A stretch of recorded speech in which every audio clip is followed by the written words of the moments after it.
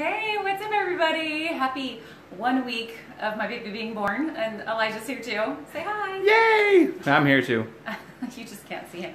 I know, you should. Here I am. Hi! That's true. There's mirrors everywhere, so we're filming this is going to be real difficult. Like doing the cool selfie. Selfie! Okay, so why don't you just be in it with me? Fine. Well, just turn it around. Do you know how to turn it around? But I just stand like this and we'll record ourselves out of the mirror. Just turn around. Just turn it around. No, because then everything's backwards. Oh, that's true. Okay, fine. Go stand over here. You'll just be the camera guy. All right, you guys. So this is like a very ultra secret thing that I've done the last couple pregnancies, and this is the third time I've done it. And I want to give credit to the sweet, amazing lady who did this. So it's called Touching Heaven, Tonic and Delicious Postpartum Recipes from Ayurveda. Yesha Oaks and Aparna Kalnala. I'll put it in the notes. But basically... she did amazing at researching this. Yes, and she basically put these recipes together that aren't available to everybody, and I asked permission to share this with you because a lot of times what happens when we have a baby is people are so awesome and they like bring you meals, right? And you know, they're thank you for the meals. I'm so grateful for the meals, right? Because my family needs to eat. Like they can't eat this stuff, so yay, it's so exciting. And you might be wondering, like, why are they in their bathroom talking about how to make pudding? we'll tell you, I promise. But like, the things that we typically eat after having a baby are really not good for our digestive system. And so when I was talking about that, you know, it helps with digestion and milk supply and, you know, all these different problems that women have, it's because their poor digestive systems are taxed. Yeah.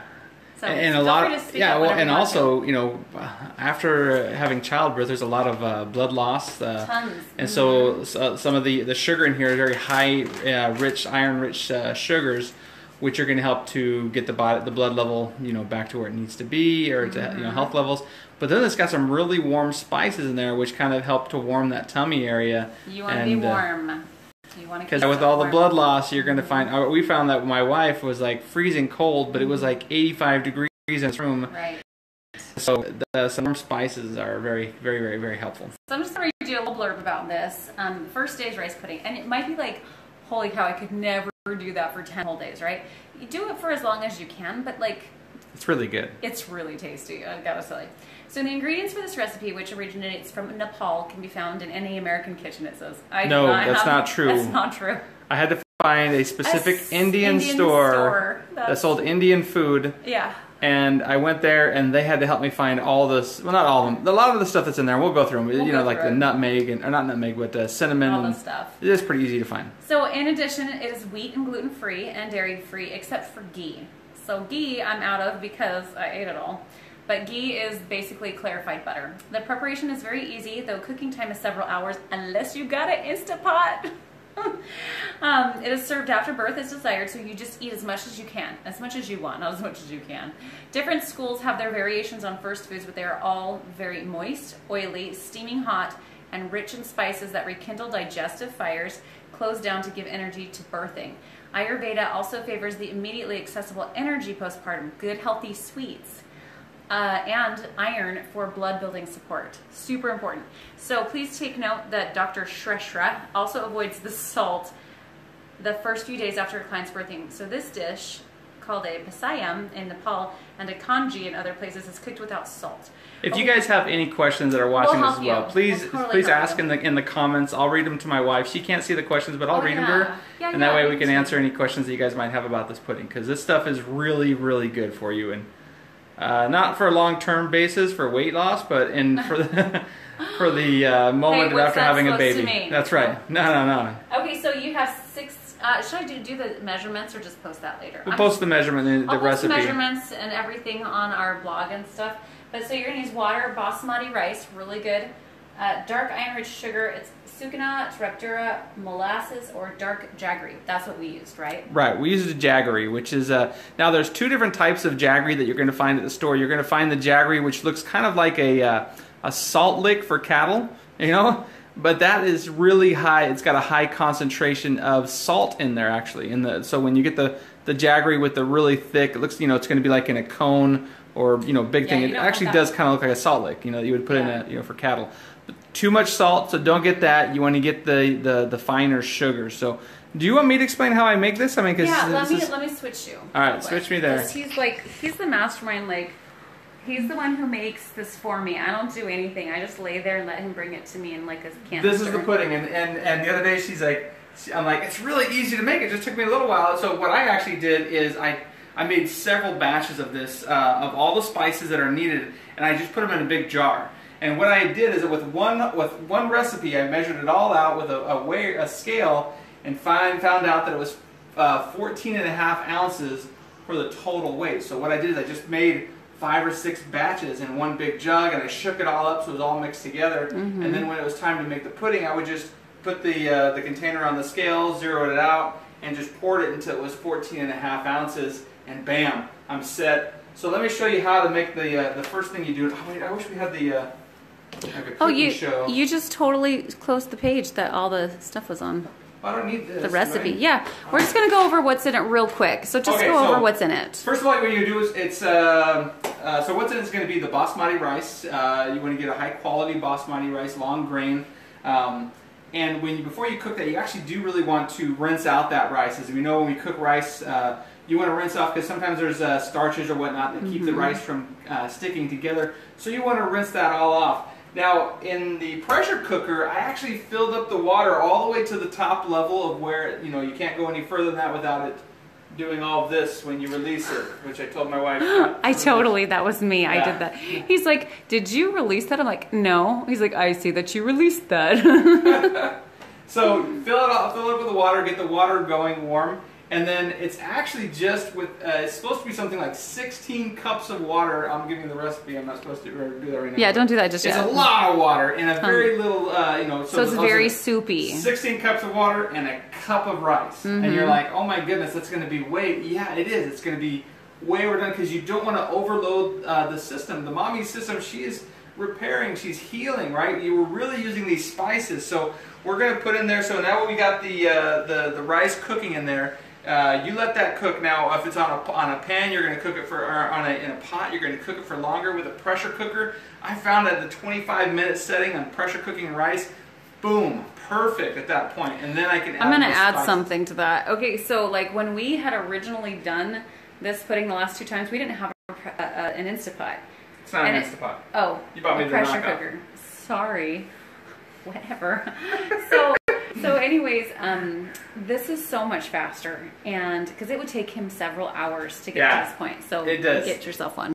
So the pressure cooker really helped to speed that up. So now that you've got that, then you're going to start with your dark iron-rich sugar. It could be jaggery, it could be sucanat, it could be some kind of a molasses, or it's repadur. I don't even know what that is. We also found that my wife really enjoyed it because she ran out of jaggery, but she had some organic coconut sugar, and that actually turned out really tasty. Yeah. So, try to find the ingredients there. The ghee you want to hold off. Ghee is something that's going to hold off after the rice is cooked. All the spices. So once the spices are cooked, you put the jaggery in there. You put you can put the ghee in there. Then you put in some of the stuff in here. The one that I ran out of is ginger powder. Now, ginger powder you can find. The ginger ran out of the ginger? The ginger ran out of the ginger powder. So, you can find ginger in pretty much, I'm just going to zoom in on here. So here's some of our spices. Now, some of the stuff we actually didn't need, like the turmeric and the jafal powder. If you guys don't know what jafal powder, it actually just says it's actually nutmeg. Nutmeg, but it sounds cooler. Sounds cooler when you say it's fancy, right? But this one I used, who put this on backwards? I did. That's cinnamon. Oh, okay. All my labels were facing the front. So cinnamon. So you got so ginger powder, which we don't have showing. Cinnamon, and you can get the cinnamon sticks and grind them yourself, or you get the cinnamon powder. Once we put the cinnamon there, you're going to also have clove, which is clove powder, right? So clove powder, not the sprigs of clove, but clove powder. It's going to take some of that in there. You've got the black pepper. Now the clove and the black pepper, very spicy spices, hot spices, right? So that's really going to help warm up that tummy area, right? That's going to be doing the repairing and whatnot during the first first 10 days after a delivery, right? Now the black pepper And then the one thing that's really difficult to find and very expensive is saffron. Saffron, this is 2 grams of saffron. I think this little thing was like $20. So, yeah, it's really. But it takes a small pinch of saffron to get there. And do you remember anything that you put in the saffron? Why saffron was so important? It actually really gives a really good flavor to it. Well, it brings out the what do you call it? The attributes of the other spices. Yeah. It actually helps to bring that out better. But if you want to know what saffron smells like, if you're not familiar with it, but if you've ever been on a farm and you've ever gone into a tack shop where they keep all the saddles and harnesses, it smells like that, to me at least. But, so that's the basics of it. And then we also have cardamom. Now the cardamom powder is a very Indian flavor that you'll recognize when you smell that. Taste that. You can either use cardamom or you can use the star anise, and you would crush this down into a powder as well. But wait a minute. Those are all the. Here, come hold this, and I'll show him how I. Alrighty. Do it. So. Ow. Okay, so now that he's basically put this upstairs for me, it's great because then I can eat it like all day long. And this is right in the room where she can get to really easy. And what we do is so the pot's got now that it had the rice was cooked in there. We then put in the spices. We added the ghee. I then cook it for another 6 to 12 minutes or whatever to pressurize it. That allows the sugars and the ghee and with the rice to really caramelize, and then it just turns out. Come over here and come see what this looks like, because it doesn't look like super appetizing, I know, but it's actually like, so see that consistency, and then I just kind of like make a huge mess. But you can see the pieces of rice in there. Now we also found that if we just stick this in the Vitamix or the Blendtec blender and blend it down, it turns really creamy and it's actually really good. There's like a layer of the ghee. I mean, you can see the layer of the butter on the top of that. So basically, I've been drinking butter and sugar, and I'm looking great. I'm just kidding.